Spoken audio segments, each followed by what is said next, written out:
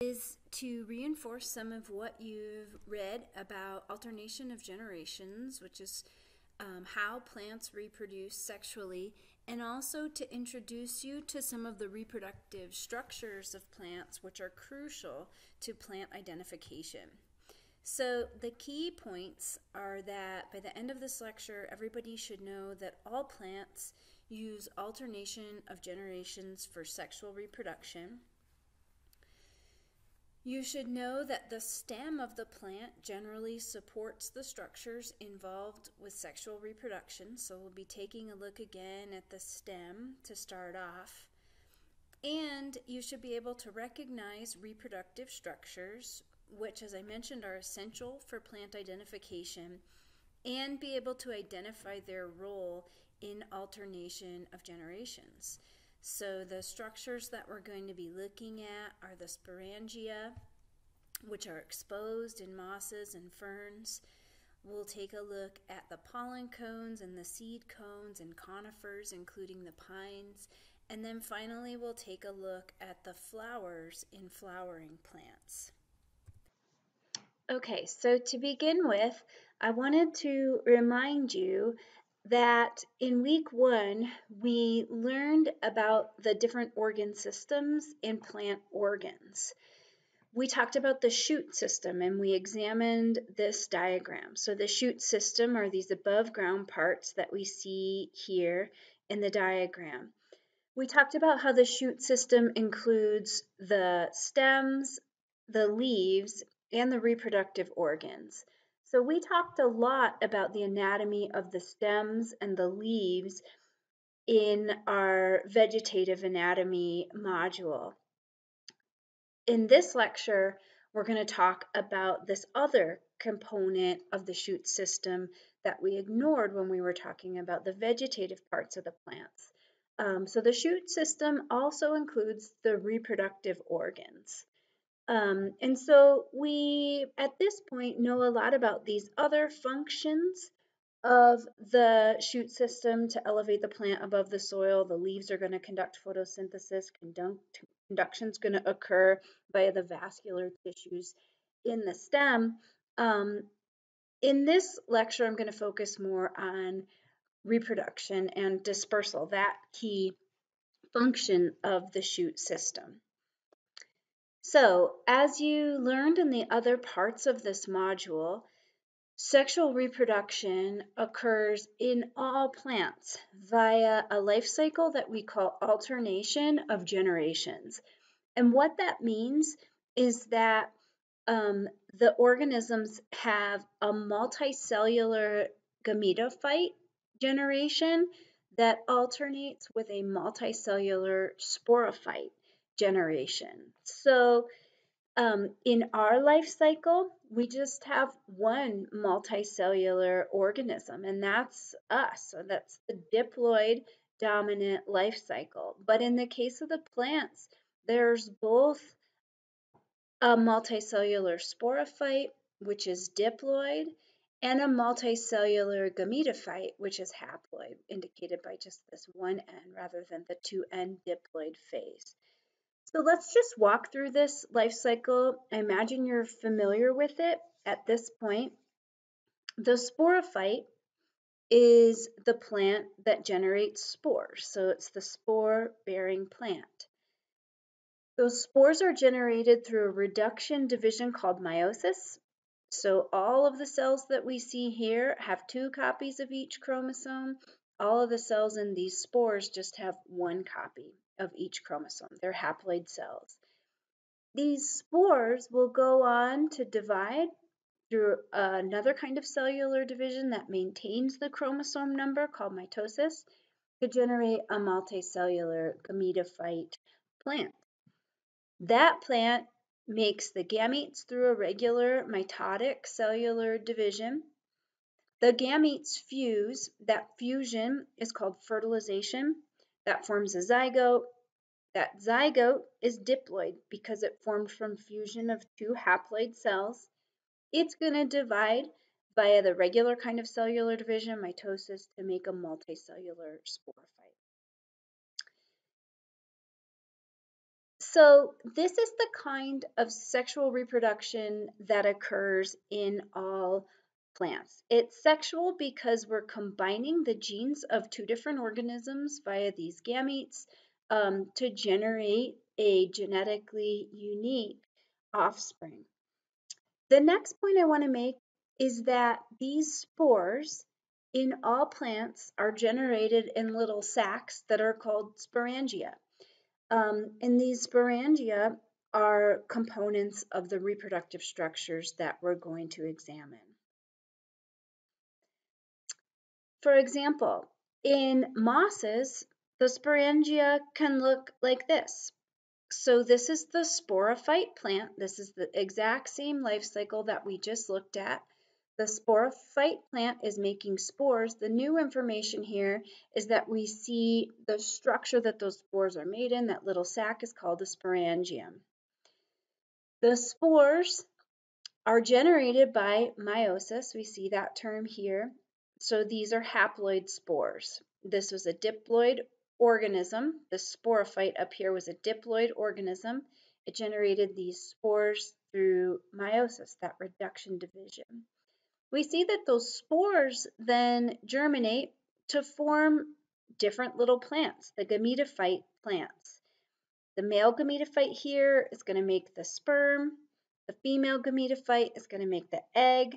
When egg and sperm fuse, we see that happening here. That's fertilization. And the sporophyte is going to form, and this is the sporophyte that's going to form from fertilization. So it's the same life cycle. That's the point I'm trying to make here. I also want you to be aware of the diversity of sporangia that are out there in mosses. So this is an example of this moss sporangia, this kind of brownish fuzzy one. These green structures here are moss sporangia. That's a fungus. But these green structures here are moss sporangia. And then these little brown structures here are moss sporangia.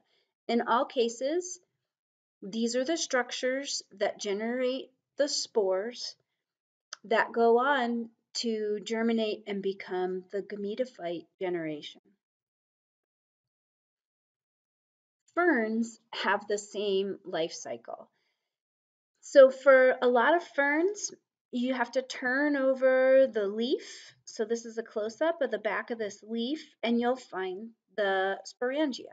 So this is a close-up of a single sporangium, and we can see the white spores that are inside. So these spores are generated from meiosis. So although the sporophyte is diploid, these spores are going to be haploid. If we follow this around, we see this bottom part of this structure down here is going to be the haploid gametophyte. Recall that this is the structure in plants that makes the gametes. Fertilization is going to occur, generating the sporophyte. This is a young sporophyte right here, developing on the gametophyte. Eventually, that is going to grow into the mature sporophyte, the mature fern plant, which is going to generate more spores through meiosis. So once again, we see the exact same life cycle alternation of generations in ferns. On this slide, I just wanted to show you some of the diversity of sporangia in ferns.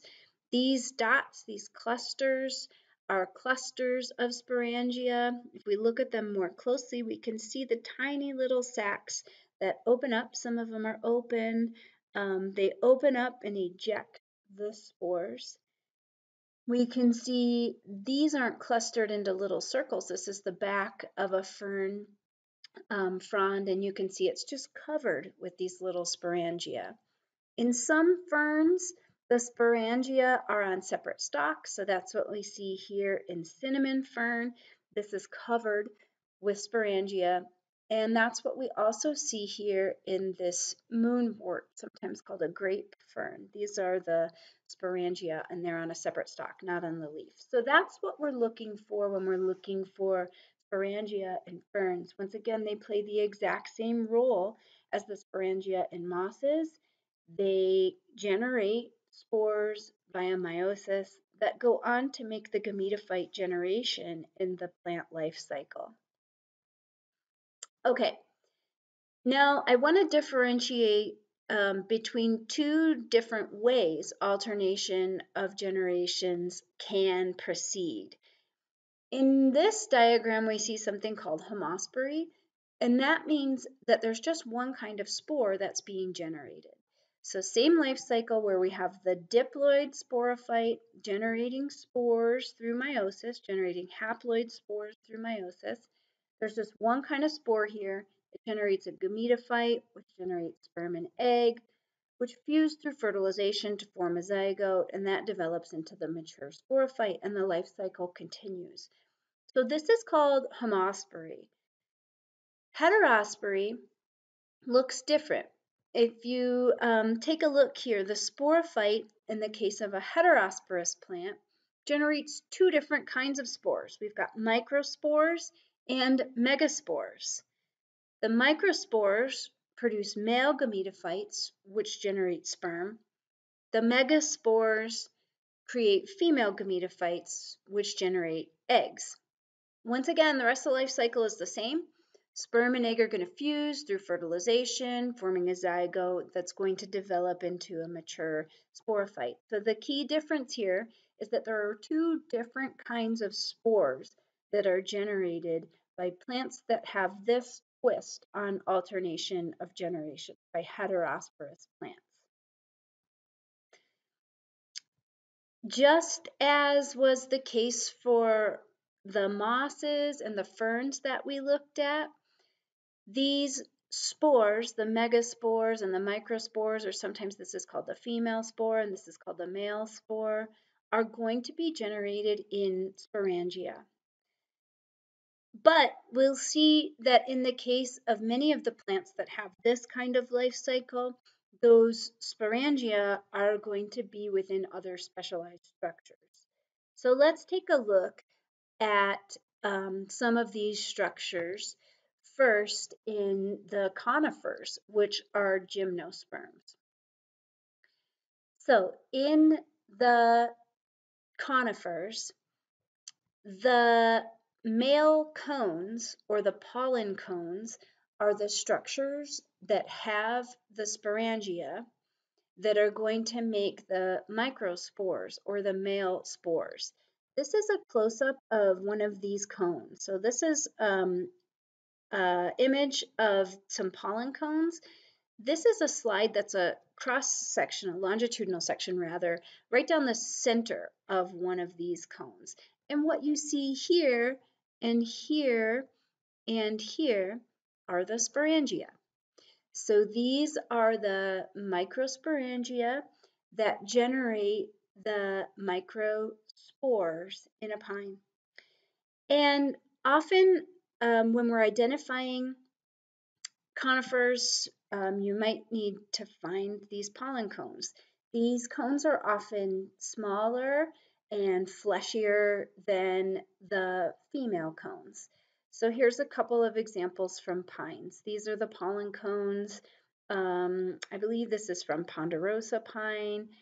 These are the pollen cones from whitebark pine, and I believe these are the pollen cones from a coulter pine. In all cases, these are the structures, when we take it back to the life cycle, these are the structures, the sporangia, that are going to hold the microspores, those spores that go on to make the male gametophyte and then eventually the sperm. Conifers, which are gymnosperms, also make separate cones that are going to make the female spores.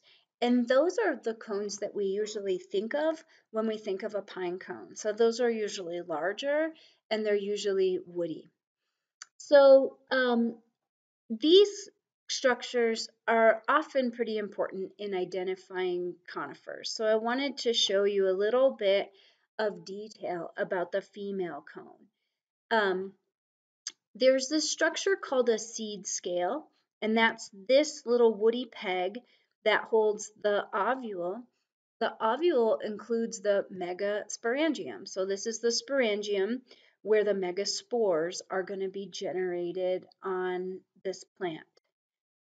There's also something called a bract, so they're calling it a bract scale here. Sometimes you'll see it referred to as the sterile bract. It doesn't have the reproductive structure on it, the megaspore. Um, these can be important in identifying different conifers. The seed scale can too. Sometimes there'll be little projections or prickles on the seed scale, like we find in ponderosa pine. So there can be some pretty key identification characteristics on the female cone, as well as the size of the female cone. If we look over here, we see why this is sometimes called the seed cone. So this is the same cone after pollination and fertilization has taken place. And we see that now, instead of the megasporangium, there's a seed growing on this woody seed scale. So a seed is a really special adaptation in certain plants, and basically it provides food and it encloses a young sporophyte inside. So this slide shows us some of the some examples of female cones in conifers.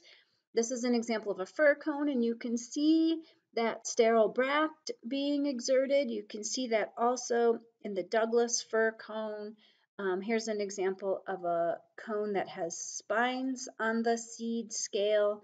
This is ponderosa pine, and then we can see a much smaller cone, a hemlock. So these female cones are often really important to the identification of conifers. They've got a lot of key characteristics that help us distinguish one conifer from another.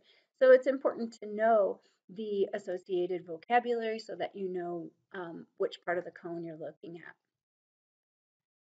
at. And then finally, flowering plants are also heterosporous, and their microsporangia and megasporangia, which bear the microspores and megaspores respectively, are in their flowers.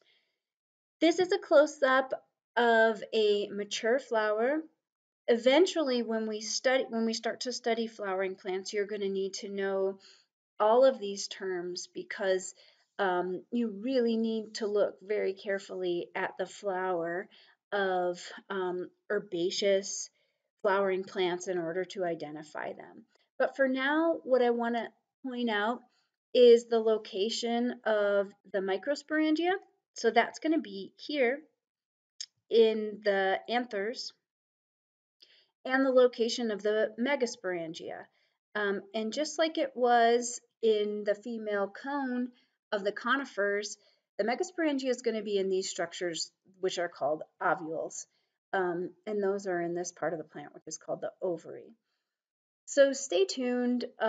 We're going to focus on the structure of the flower in a lot greater detail later in the semester. But for now, I just want to show you that these are heterosporous plants, and these are the structures where they generate their two different kinds of spores. These microspores are going to give rise to the male gametophytes, which generate the sperm. Megaspores are going to be generated in here, which generate the female gametophyte, which generate the eggs. And there's a huge diversity of flowers out there. Here's just a couple of examples. So here's a crab apple. So the megasporangia are going to be down here in the ovary. These are the microsporangia. This is an anther. Same thing here. This is blue dix. So these are the anthers, which include microsporangia, which generate the microspores. The megaspores are going to be generated down here in the ovary. This is another lily. Here we can see the anthers up here. We can't really see the ovary where the megaspores are going to be generated, but it's going to be down here. Okay, so what I want you to know, the key messages are that all plants use alternation of generations for sexual reproduction. it can look really different because some of them are generating spores in cones, pollen cones, the male spores. Woody cones or female cones are going to generate the female cones. Flowering plants are going to do that in flowers.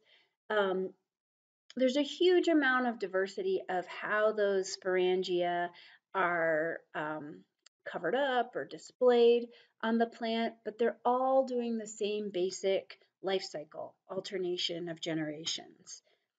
You should know that the stem generally supports these structures that are involved with sexual reproduction. That's certainly the case for the conifers and also for the flowering plants. And finally, you should be able to recognize reproductive structures because these are essential for plant identification. That includes the sporangia that we looked at in mosses and in ferns. It includes the pollen codes and the seed cones in the conifers, and then also the flowers in the flowering plants. And you should be able to identify the role of all of these structures in alternation of generations. So the sporangia, in all cases, generate the spores. In the case of the gymnosperms and the flowering plants, there's two different kinds of spores that are generated. Male spores in the pollen cones, female spores in the seed cones. Um, and within the flower, we have separate structures that are going to generate the microspores or the male spores and the megaspores or the female spores. Okay, that's it. Hopefully, you guys are following this. Please let me know if you have any questions.